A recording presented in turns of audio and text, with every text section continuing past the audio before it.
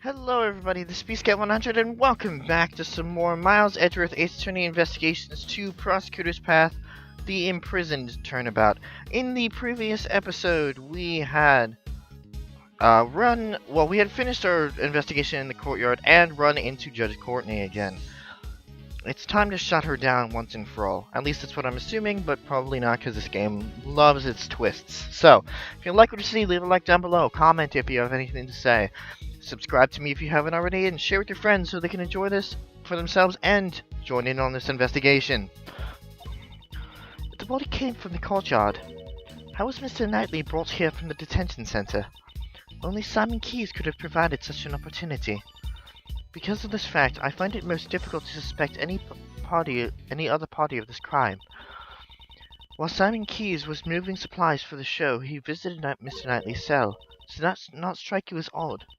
Why else would he have brought a large covered cage with him? Oh, that does seem pretty suspicious. Mr. Keyes was merely that kind of person. It's entirely possible that he carelessly brought it there. If that is possible, then it is also possible that he was assisting in the escape. Am I wrong? Suppose I must refute her theory with evidence. Sorry.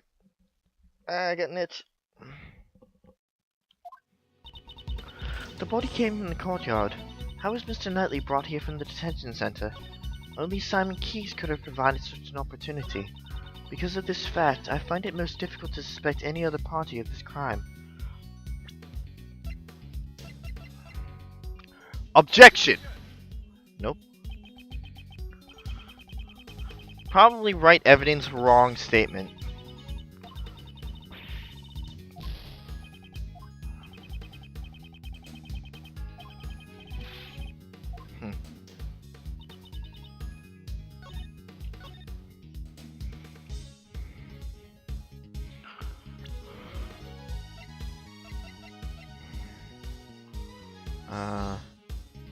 Objection!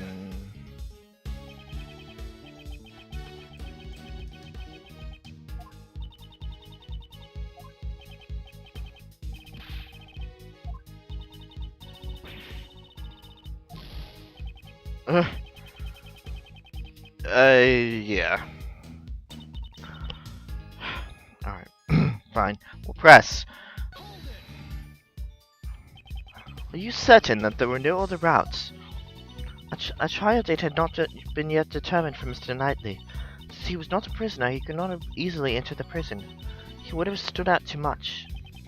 Meaning no one testified seeing him there. Well done, may you be blessed by the goddess of law. As I said, Mr. Knightley was taken into the prison through a less conspicuous manner. Only Simon Keyes could have provided such an opportunity.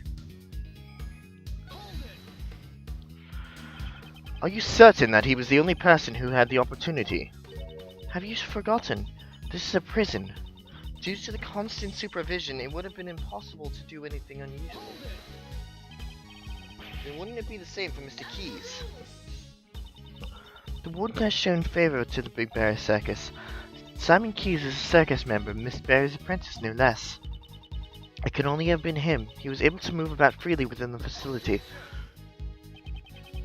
It seems that you forgot to mention that. The word forgot does not exist in my dictionary. Then it would be prudent for you to add this to the argument. Mr. Keyes may have been the only person who could move around freely in the prison. But on the day of the murder, there was a gap in time missing from the surveillance records. During that time, anyone could have done as they pleased. Do I have proof of this gap in surveillance records?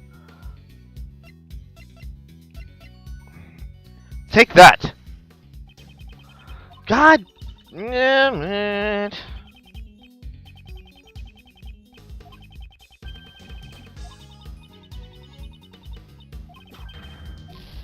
Damn.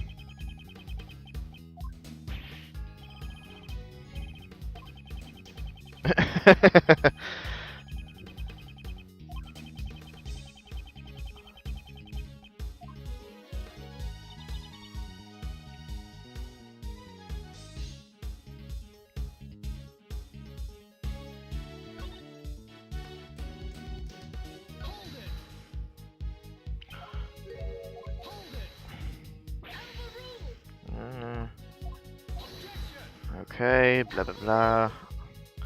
Blah blah blah. Okay. I do, otherwise it wouldn't have given me this. Is it just the surveillance tape? Take that! Mr. Keyes wasn't the only one who had the opportunity. Who else could have had the opportunity? The timestamp on the security camera is off by 3 hours. It means that there was a 3-hour gap in time. During that time, anyone could have done it. If that were the case, then the murderer would have created the gap in time intentionally. It would not have been a simple camera failure. Are you saying that it is possible?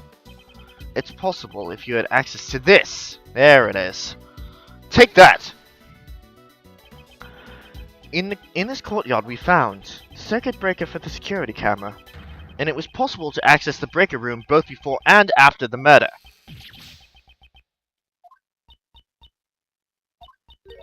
Unfortunately, it appears that you have fallen short of your intentions. Mr. Edgeworth hasn't fallen short of anything. So you can explain how the murderer obtained the key to the breaker room. Oh yeah, that's right. It was locked, wasn't it? The warden hangs on to the key, right? The breaker room has great importance even in the prison. There is no one who would be able to obtain the key so easily. Exactly. Well, I can think of someone. What did you say? This person, the murderer, was able to get the key. They didn't even need to steal it. There can't be anyone like that. Besides, the breaker to the electrified fence in this room too. The one person could have done this. I didn't want to believe it myself, but I trust that my logic is sound. The person who used the key to enter the breaker room is not Regina. Patricia Rowland. Take that. The murderer is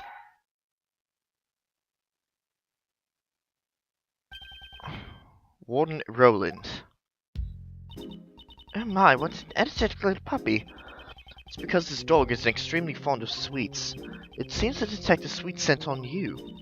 Oh heavens no, I'm not even wearing perfume of any of the sorts.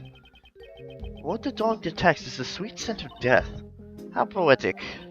However, that does not imply that I committed a murder. That's what I think. What? The warden is the murderer. Mr. Edgeworth, are you serious about your statement? Oh, how amusing. The very thought of a warden committing a murder. Sounds like something out of a mystery novel. Precisely. Your reasoning is in contempt. Nothing of the sort. I did not want to believe it myself, but based on the evidence, I had no choice but to believe it. This evidence proves that Warden Rowland is the murderer.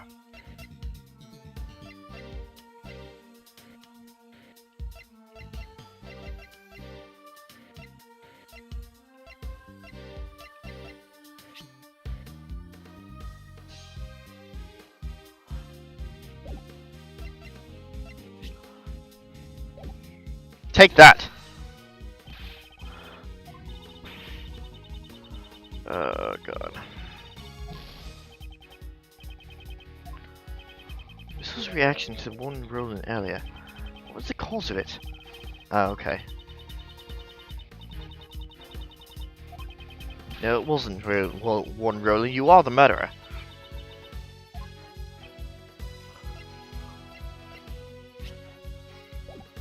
Take that!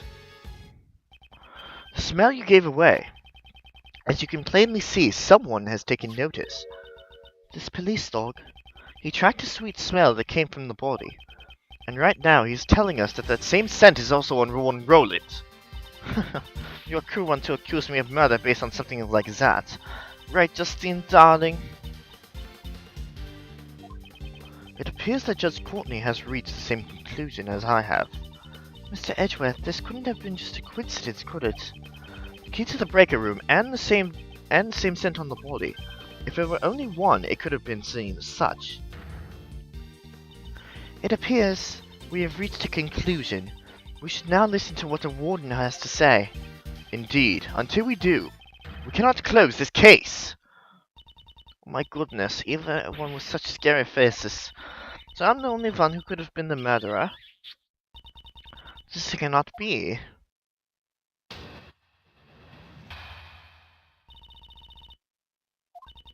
I heard all about the case from Justine darling here.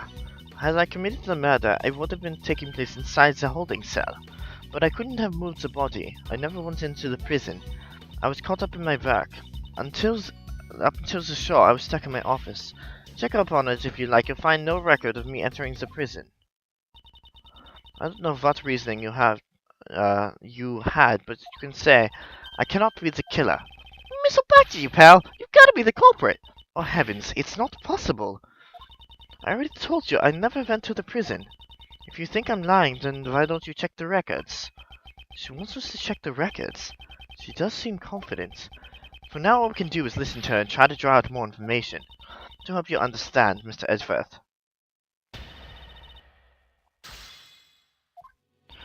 I heard all about the case from Justine Darling here. Had I committed the murder, it would have taken place inside the holding cell. Hold it! The murder occurred inside the cell. How can you be so certain about that? Well, everywhere else would have been under surveillance, right? And the victim's blood was found there too. That blood was actually from when he was struck by Albert, but I don't think it's necessary to inform her of this fact. That doesn't mean it's proven, you do know that. But I see no contradiction in assuming the crime scene was at the detention center. I couldn't have moved the body, I never went into the prison. Hold it! You never went into the prison? Do you have proof of this? My, can't you wait for me to finish? I was caught up in my work, up until the show I was stuck in my office. Hold it! You were in your office the whole time. Nothing strange happened. Nope, nothing at all. Were you looking for something? I'm not too good at tidying up. I always forget where I put everything. The other day, I even lost track of an important piece of evidence. How could you make such a grave error? If someone were to take something from me, I wouldn't even notice it the entire year. I guess it would be hard to attack with the key to the breaker room. On the day of the incident, I was working in my office and searching for lost items. In other words, I couldn't have gone to the prison even if I wanted to. Check up on it if you like. You'll find there's no record of me entering the prison. Hold it! You did not enter the prison from the entrance. But what if there was another route? Oh my, aren't you suggesting something like a secret passage? I don't know anything like that exists. It's my firm belief that you did possess an alternate route. That route was neither the entrance nor a secret passage. The route you used was from here.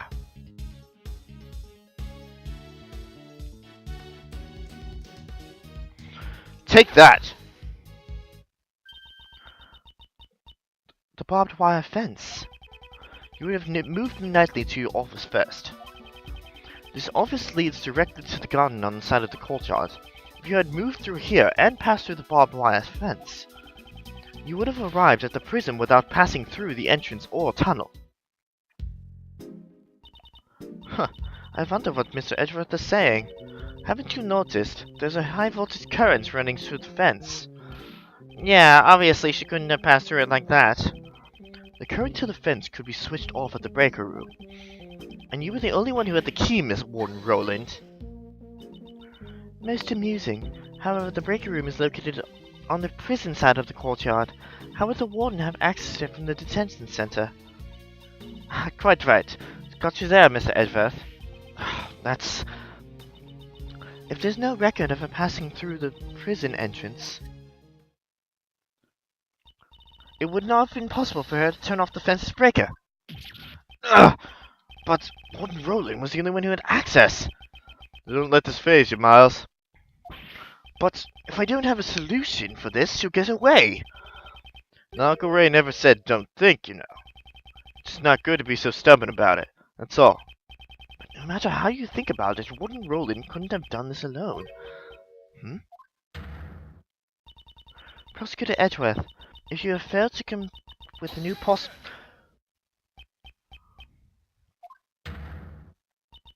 I am not amused, interrupting my judgment only to be silent.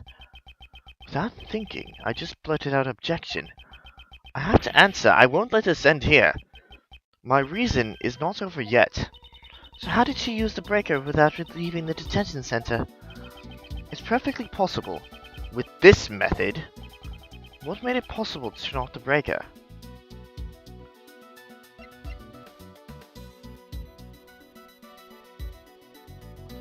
She had an accomplice. It was indeed impossible for one person, but what if there were two? Exactly. That's what I was expecting from you, Miles. Yes, you had an accomplice on the prison side. Enough. I am disappointed in you, Prosecutor Edgeworth. What's that, pal? You making fun of Mr. Edgeworth? The inmates of this prison all wear bracelets. If they try where they please, they will set off the alarm. So you notice, this is a prison after all. Not only the prisoners, but the guards too are under constant scrutiny. So why didn't anyone notice Elbert? The only one allowed to move freely are the animals. And they certainly could not have used the breaker. But it's still possible that a person did it. Excluding the inmates and the guards, what kind of person would you say it was? We can't exclude the inmates and the guards just yet. There was only one person, one whose movement was not restricted. This evidence shows that there was someone in the prison who could move around freely. It was the broken bracelet from Sawit. Take that! That is, it looks like the bracelet worn by the prisoners. This belonged to a certain mortal inmate, and it's broken. What? Just who on earth does this belong to?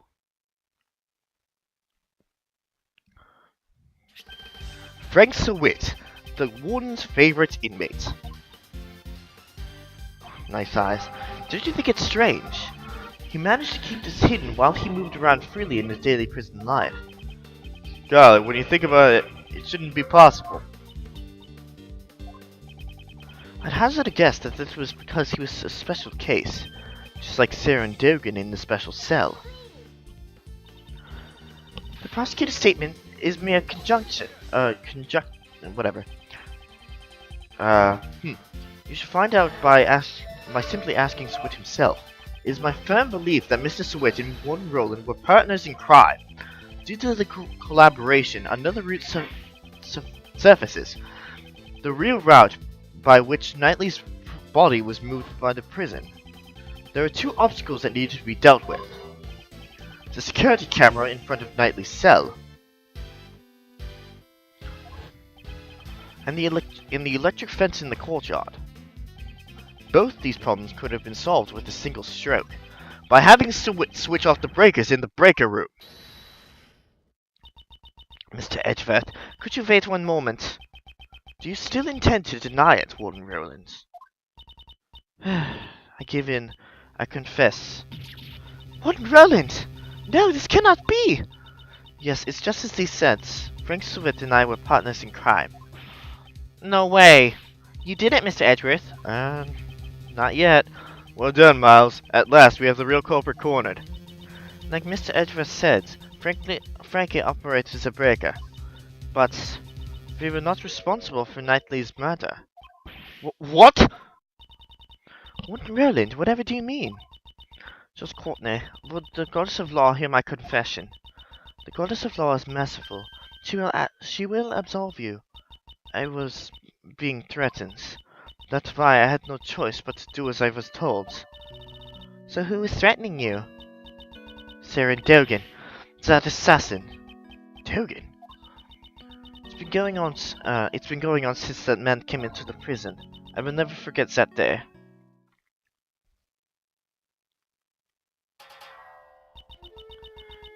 When we were both alone, he suddenly said to me,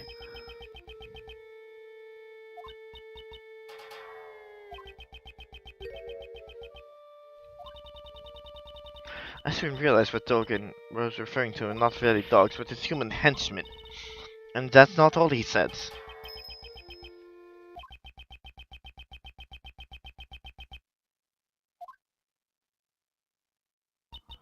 I had no choice. I gave him the special cell. I gave him anything he desired. Anything he desired? You don't mean the supplier! That's right. Anything he ordered, I would deliver to him. An underground dealership. I was the one who won over Frankie. It was simple. I just offered him special privileges within the prison. And these underground dealings. Once a week, in the middle of the night, Frankie would shut off the 2 breakers, so I could move from my office to the courtyard without being seen by the security camera. I would go past the fence and drop the goods down the well near the prison. And then I'd sprinkle this perfume over it. So that's the true identity of the sweet scent. The scent of perfume was a signal for Dogen's dog. After picking up the scent, it would carry the goods to Dogen. Of course, this had to be done while Albert was away from his cell. I'm surprised he never found out about it, pal. We have a strict timetable here at the prison. Mealtime, exercise time. It's easy to know when he's away from his cell. And since little Rocky is a paired of dog, didn't have to worry about him making noise. So having full knowledge of the prison's inner workings, she made the deliveries herself. This would have ensured her there were no slip-ups. Frankie would turn on the breakers back on early in the morning and the delivery was complete. So I then modified the timestamp on the security camera. You have told us a great deal. The goddess of law accept your penitent confession. As the warden of the prison, how could I have done such a foolish thing? The day Knightley was killed was also a delivery day. It seems that Frankie was working the breakers as usual. But that day I had nothing to send, so I did not go to the courtyard at all. The secret is the supply system. So then Warden Roland was... The police have searching everywhere for Dogen's henchmen for ages. I've also been helping them, but... I've been interrogating him personally in my office, but... No matter how much evidence we have on him, we can't get a single word out of him. So the reason you kept on interrogating him... Yes, it was to find his henchmen. I borrowed all the evidence from the police and carried out the interrogation myself. I kept an eye on those actions and examined all of his mail. Hell, like his correspondence chest letters. But I could never uncover the true identity of his henchmen. This fear, it's something you could never understand. Prosecutor Edgeworth, you were listening, right? I'd say this confession clears the warden of all suspicion. Is this really necessary to press her further than this? Is it necessary to press her further? Is it now? No, there's no more need. Indeed, there is no need to question Warden Roland any further. Mr. Edgeworth, are you just gonna let the warden get away like that?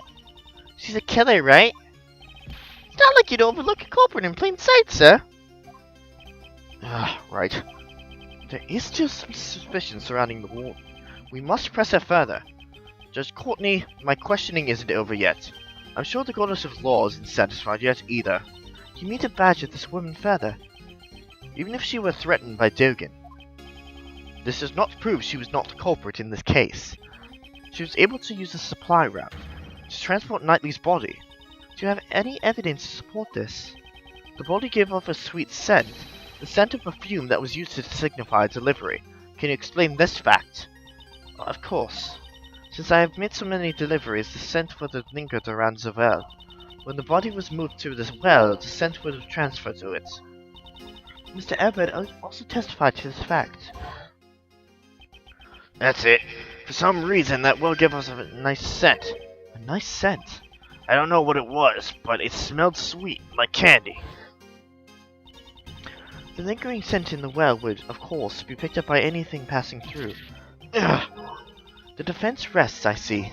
In that case, the court is adjourned. Mr. Edgeworth, isn't there anything we could do? What should I do? Is this as far as I can go? Isn't it over already? Yes, Sebastian, it is. And now, court is officially adjourned.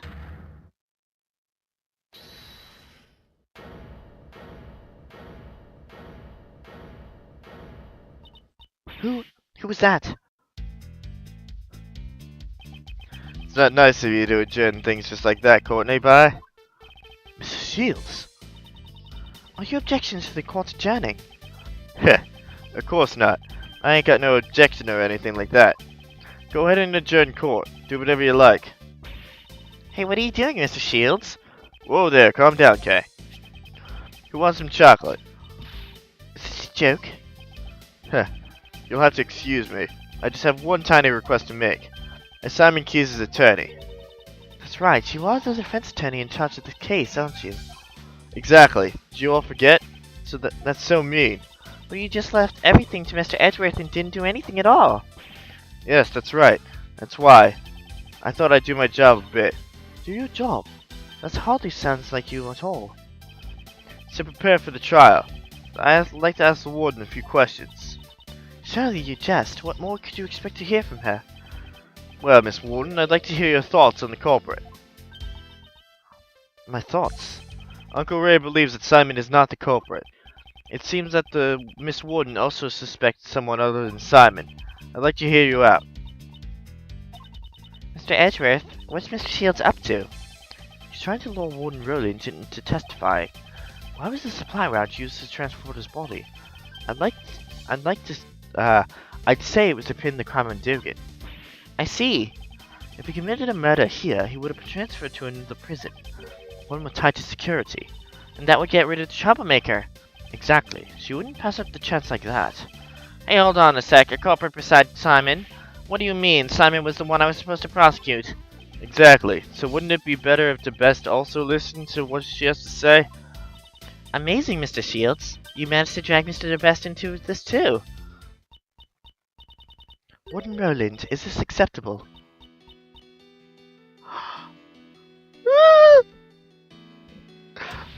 Oh, it's fine. It's fine. You understand the woman's heart. Thank you, mademoiselle. Actually, I've thought this over. I'd like to tell you my thoughts. You'll let me speak, won't you, Justine, darling? Of course. You may speak. Mr. Shields, awesome. That was a close shave. Thank you, Mr. Shields. No, I'm still leaving the rest to you. Remember what I said. A defense attorney never gives up. The fate of our client rests on our shoulders, after all. It'd be uncool if Uncle Ray didn't put that into practice. Now then, Miles, it's your turn to show you'll never give up. Right. Well then, will you listen to my story? Next episode! We'll listen next episode! In the next episode of Miles Edgeworth, Ace Attorney Investigations 2, Prosecutor's Path, the Imprisoned Turnabout. We're getting close. We're getting close to the end of the game, but for a more recent, more close to whatever. When we begin next episode, we're going to listen to her story. We'll see you guys later.